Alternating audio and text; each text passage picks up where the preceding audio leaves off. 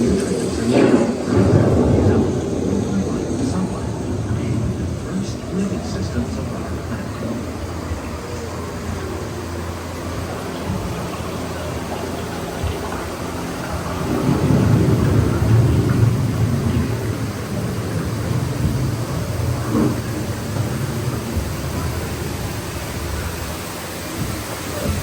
One of those living systems is the rainforest, home to the most amazing concentration of life on our planet. These dense and beautiful forests cover only a tiny portion of the Earth's surface, but they contain more than half of its plant and animal species. Rainforests are also extremely rich in diverse living systems, providing us with oxygen, food, medicine, and other elements essential to our lives.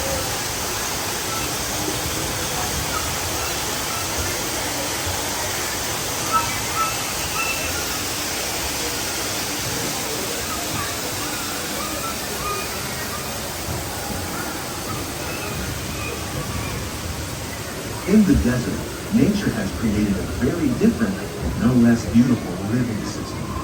And while this arid landscape may seem lifeless, it is very much alive.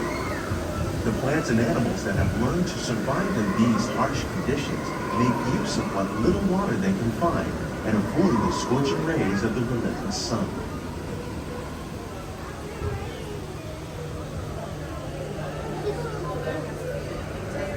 The American prairie once appeared as desolate as the desert, but over time, rainwater and nutrients gradually penetrated the hard surface of this land.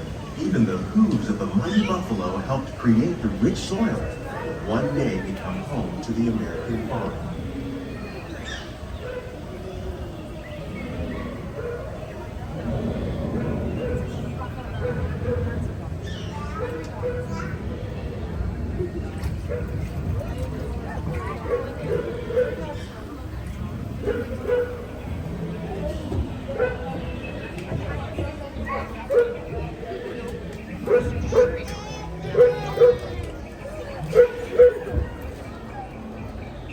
Of all the forces at work on the land, humans have had one of the most profound effects.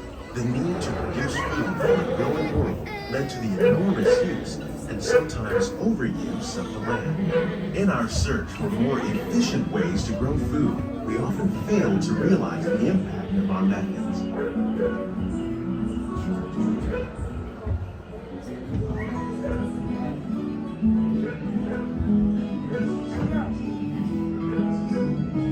Today, we're learning to live with the land, discovering better ways to grow food that will assure both human and environmental well-being.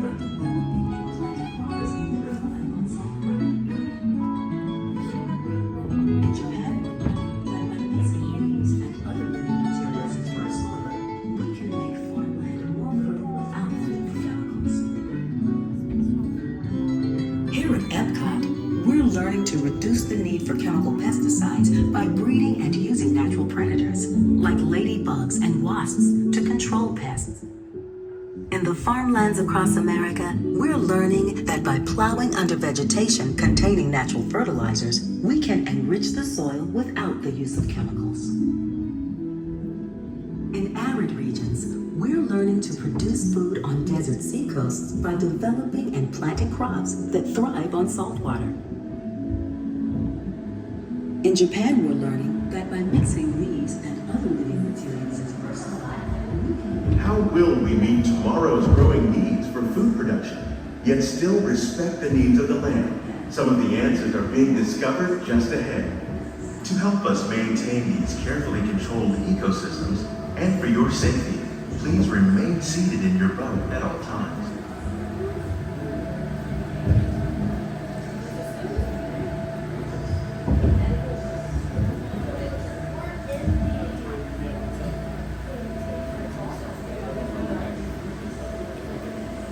Welcome to our living laboratory, where scientists from EPCOT and the U.S. Department of Agriculture are exploring innovative ways to produce bountiful harvests now and into the future.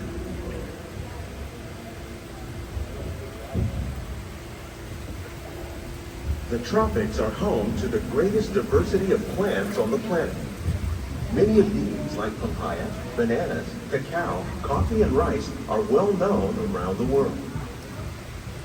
These are just a few of the edible plants that have been an important source of nutrition for people living in the tropics. Many are rich in vitamins and minerals, while others are well adapted to growing in less than ideal conditions. Some, like the water lily, thrive in wet, swampy areas and waterways. All parts of this plant, even the flower petals, are edible.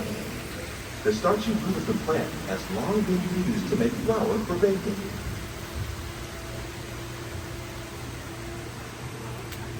One day, many of these lesser-known tropical plants may be as important as the bananas growing on both sides of the boat. More than 28 million tons of bananas are eaten annually, making it the most popular fruit in the world.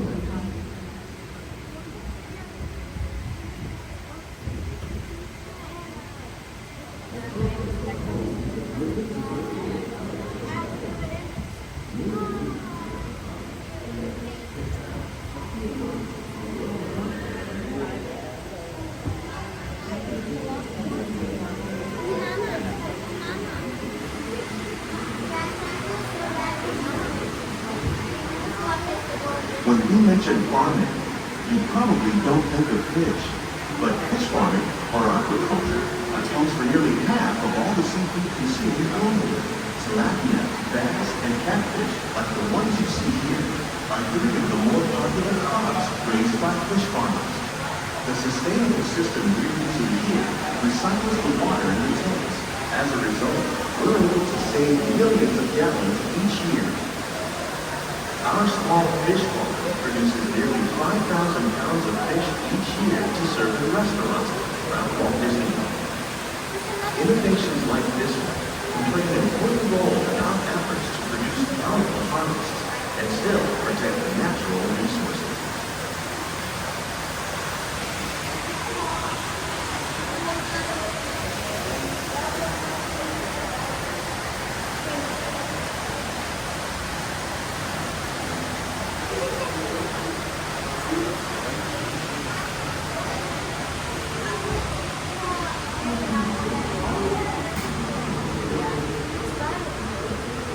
While there are more than 50,000 edible plant species in the world, most of us are only familiar with the handful that make up our everyday diet.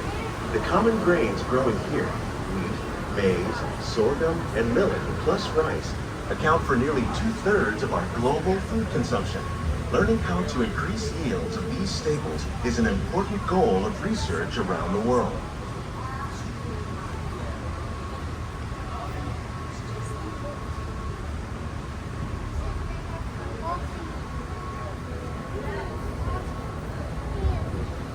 These plants are definitely on their way up.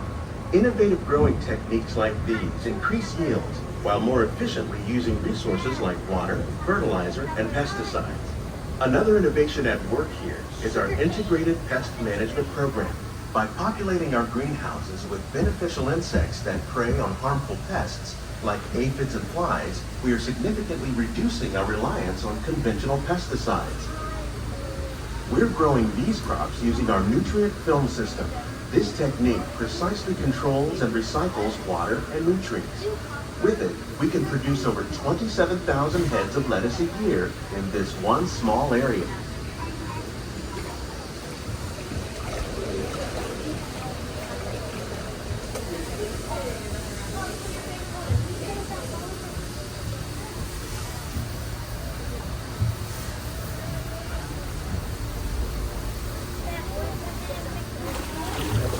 Some of our best ideas have been inspired by nature, like these fruit and vegetable trees. By growing these ground plants vertically, we can increase yields and better control diseases. These crops taste as good as they look. In fact, we serve more than 15 tons of produce from our greenhouses in restaurants here at the land every year.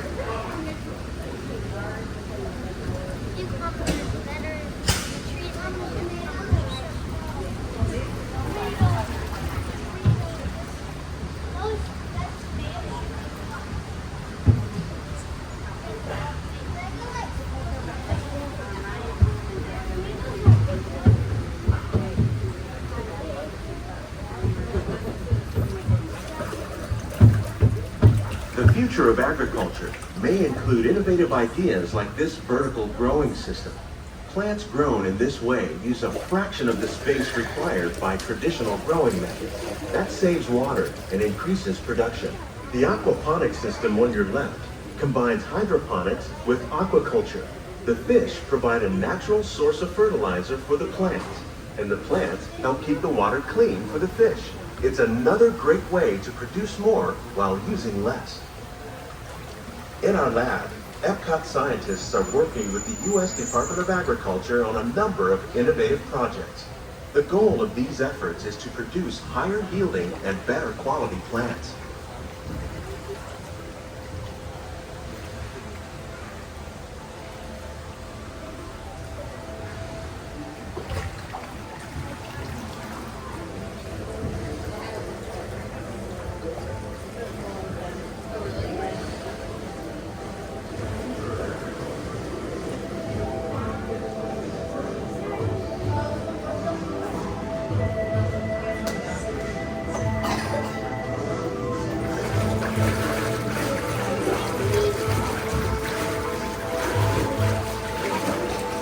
These greenhouses represent just a fraction of the work being done worldwide to produce bountiful harvests for our growing population.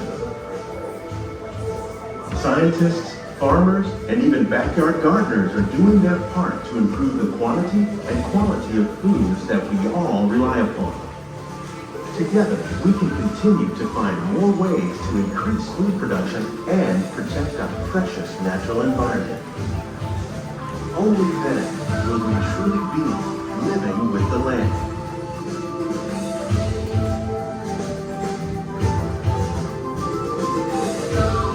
On behalf of Walt Disney World, we hope you've enjoyed this unique journey through our living laboratory. If you'd like a closer look, then check out the behind the scenes walking tour. It's a chance for the whole family to get up close and personal with the plants and growing techniques in our laboratory. Please keep your hands and feet inside the boat and remain seated until the boat comes to a complete stop.